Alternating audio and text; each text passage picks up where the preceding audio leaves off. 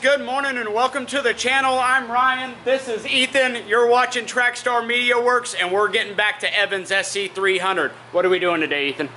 Okay, so I think last time we finished up with just getting the fuel line transitioned from the stock hard line all the way back there into the AN line. Now I got to run that to the fuel filter. I already in fact did that part. Come on back here and check that out. So I did terminate this line that's coming from the hard line over there, and we have our pretty fuel filter and mounting bracket there. So now I need to get the rest of the line from here and all the way down the channel up to the fuel rail.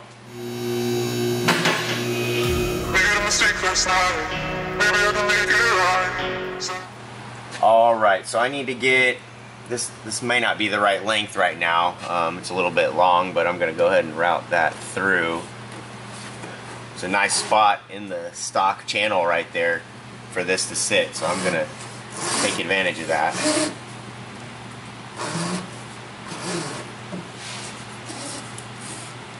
Let's see how this fits. Well, that angle worked out nicely. Yeah, that looks good. That's right, and it tucks up a little bit better even than the stock fuel filter did there. Yeah. Yeah, that fits nice in there. That tucks in pretty nice there. No, that looks good there. Yeah, I still think I do kind of want to make a plate to go right here.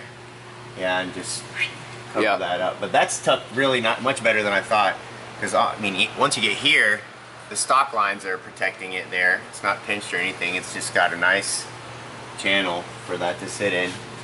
Alright, so I probably just need to feed this up there, and then I'll eyeball my length and see where I need to cut so that I can hit that fuel rail just right. Let's see. Can you stay up there, please? There we go. Okay. Bringing the car down. Okay, so I'm trying to hit the end of this rail here. Find where I stuffed the line up into. There it is. Looks like I need to trim off just a little bit. Not very much at all. Got lucky there that was actually long enough, it seems. Yeah. Alright, so back underneath to trim it. Alright, you ready? How? Get that? Okay. Alright, now now we got the length correct. Got to terminate it with our fitting. Oh, almost had it. Okay, that went in pretty nice. That is all the way in there. Alright, just a tiny bit of lube on there so that this doesn't bind with the dry rubber and make it extremely difficult, or rip the rubber.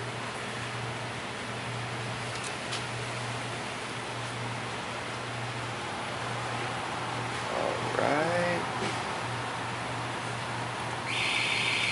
These fittings do thread pretty nice though. I like everything is well matched, the size of the line to the fittings and stuff. Some people may not realize it, but like if you use, say, an Earl's fitting, but then you have some different brand of line, sometimes they can make life extremely difficult because they're a little bit different. Or I definitely like this softer line, is easier to deal with, especially when it cuts you less. It does still have stainless braid inside of this line though.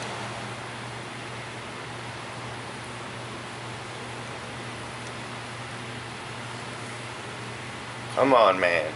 Let's see here. Yeah, come. What's next? There's the line. It's not quite sitting in the right spot right now. Alright, that hit nicely. It's on the rail. A little bit of interference with this heater hose. I might trim that heater hose to make a little bit better space, but there we go. Now it's got a little bit of slack in the line. Cool. That you see that there? Hey. Fit nice, tucked up against the firewall, clear of any other items except for, like I said, I'm gonna trim that heater line down a little bit so it doesn't make contact. but that's really not a big deal anyways. So now we need to come to the front of the fuel rail. We need to tighten this fitting in right now. That's just partly in there.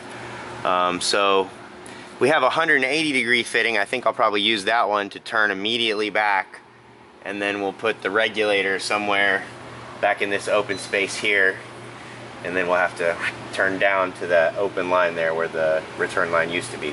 Okay. So I got tired of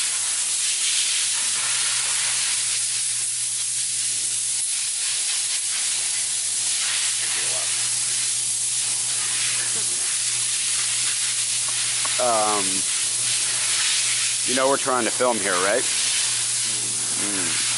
And waiting. He's a good guy though. This is a good. I feel like it's gonna keep happening. Let's start recording.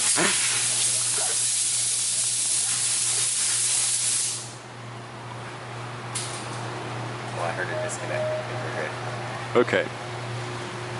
Okay, so I know you guys are tired of seeing me just screw with these fittings, so went ahead and knocked this piece out.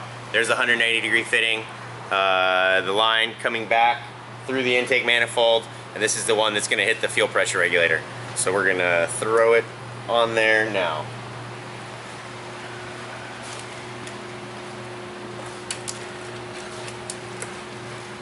Snake it on through.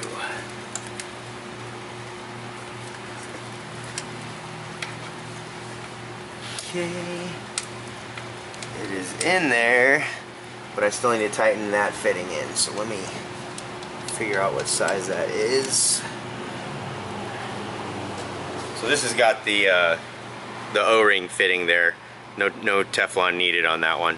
Also of note, no Teflon ever needed on fittings like this, guys. I see lots of cars that people wrap Teflon. If it has this angular fitting like that, the seating surface, then you don't need Teflon, because that is the seating surface.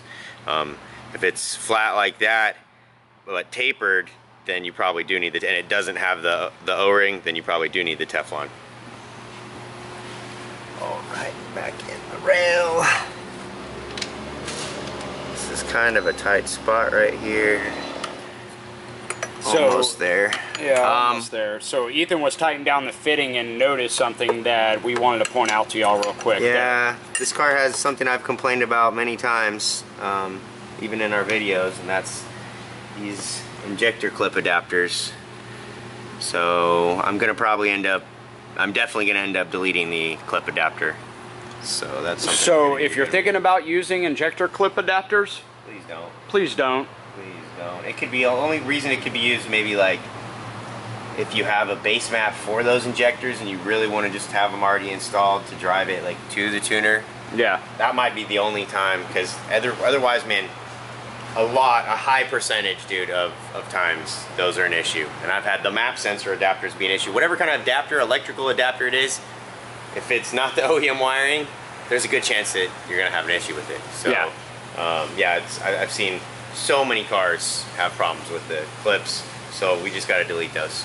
We're going to delete them. You care about, you delete the adapters. You don't do the adapters. Okay. Plus they look ugly. Yeah, they look ugly too.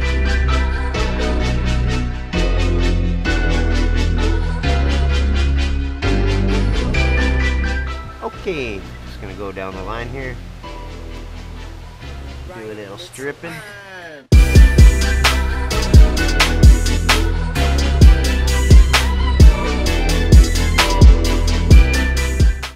I just deleted all of the injector clip adapters. As you see, I've already installed several of the new clips now without the stupid adapter that's likely to fail or cause connection problems.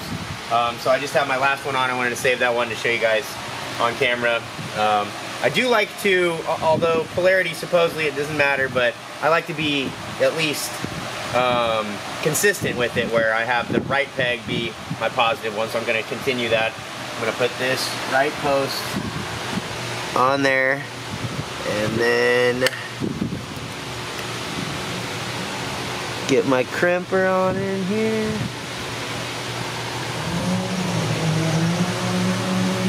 Alright. There's one, nice and neat.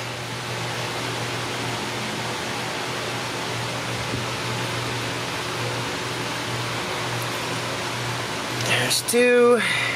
It's got them all crimped now, and then I already had my heat shrink on the wires. And this isn't just normal heat shrink, this is heat shrink that actually has glue inside of it then too. So when I heat this up, these are really gonna become one with the wires here. So it should be weather resistant, and it's really strong. I really don't like butt connectors, but in this case, where you have kind of a limited length of wire, and I know I actually need this extra length to hit the spots. So I'm okay using these, especially with the nice heat shrink done right with the right tool. But you gotta be careful with the butt connectors. Now my favorite part is the satisfying part of doing the heat shrink. You don't want to get right on there because it will cook it, especially with this torch. So I just kind of try to go along the edge. Alright, so now I got this line on. Let's go ahead and put it on the rail. Alright, it's threading on. Kind of a tight spot in here. Alright, that is snug for the moment. I don't want to fully tighten it because I want to be able to adjust this position a little bit if need be. So, but it looks like there's where we're terminated at. So we got plenty of room here. And I maybe got a nice mounting spot here on the back of the intake manifold to do something with the bracket to mount the FPR somewhere in this area. Got our Deutschwerks FPR going on right now. I do need to get a gauge in here so that we can see what pressure we're at. But for this moment, I'm just gonna get it in line and kind of figure out the mounting. So there's my end. I think it's gonna go on like so.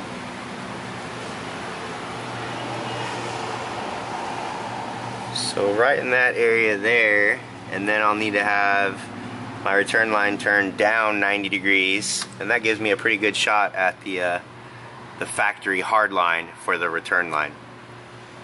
So yeah, I think that will work. Nice spot for it. Now I do need to think about where the gauge is going to go, but there's a port on both sides, so I guess it doesn't matter. Although I wouldn't really be able to see the gauge if it's on that side. Maybe I need to mount it like that. Might need to mount it like that. Actually, that looks cool. It's kind of cool like that, maybe. Actually, I like that. If you can, it might be a tough mount. I might need to shorten the line a little bit more if I'm going to do it like that. Maybe, an inch or so to bring this back all the way tight in with the intake manifold. Yeah. Look at what I just found on the shelf randomly. The fitting we need to go on that FPR so that we can actually see, oh my lord, it just popped out of nowhere. That never happens here. But, that never happens. But it happened right now, so I guess Evan's got some kind of good luck or good karma that helped us out. Doing something right. Doing something right. Yeah, I'm going to get this done now. Alright, just going to yank this fitting out so that we have room for our gauge. Okay, so gauge is going out. Although, so we do have a flow direction, so I have to contemplate what's the correct way or side to have this on and keep the flow correct. So maybe this is right, maybe not. The flow is definitely that way right now. So that would be if I wanted to have it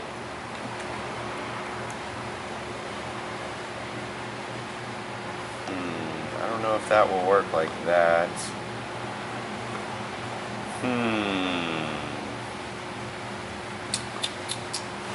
Alrighty guys, please excuse the rain noise, but me and Ethan wanted to give you all a kind of a walk around and an overview of exactly everything we've done on Evan's SC300 here.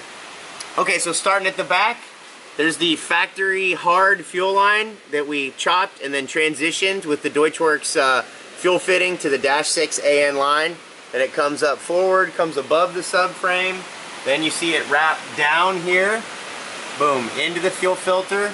Mounted up pretty nice and neat, tucked up a little bit higher than the factory one even, so that's pretty good. Then we got the line coming into the factory channel here, making its way forward, forward, forward, and then boom, up, all the way up to the rail. And then down here at the bottom you can see the return line as well. I need to get a hose clamp on that. Looks like I also have a ground here that I need to bolt back up. Alrighty, now we're going to bring the car down and we're going to give you an overview from the top of exactly everything that's done up here. So there you see the fuel line hitting the radium rail right there. That's the feed that we ran through the channel all the way forward, hitting the rail. Then so the fuel fills the rail, and then here we have our 180-degree fitting that turns out of the rail, doubles back over here, and then it hits our Deutschwerks fuel pressure regulator mounted here at the back of the intake manifold.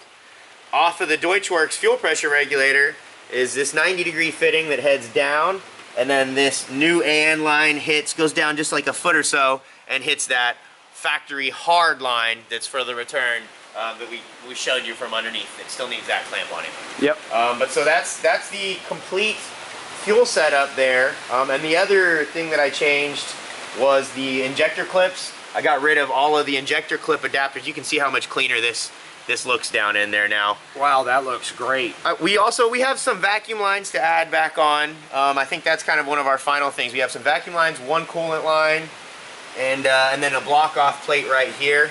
But this area cleaned up pretty nicely compared to how it looked before. You remember we spoke and we talk about this in all of our tune videos that we do not like the injector clips. So Ethan wanted to make sure we take care of this, and look how great it looks without those injector clips in there. The clip adapters. Yeah. Clip adapters, yeah. Not only does it look better, but it works better. Yes. Okay. So that is, like I said, just the vacuum lines and a coolant line, and then this thing is ready to get a standalone ECU, which looks like it is going to be a ECU master. So my favorite for all the drift cars. We've been running those for years on Fielding Shredder's car, Tyler Katulik, Tristan's Cressida, a bunch of cars are running the ECU master setup.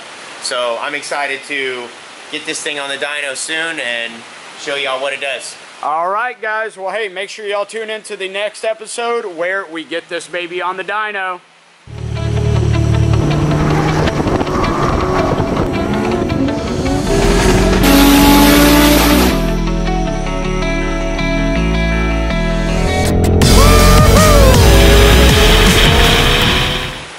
Hey, and don't forget, guys, if y'all are new to our channel, make sure you subscribe, hit that notification bell and that subscribe button. Me and Ethan would really appreciate it for all the hard work, and we'll see y'all on the next episode.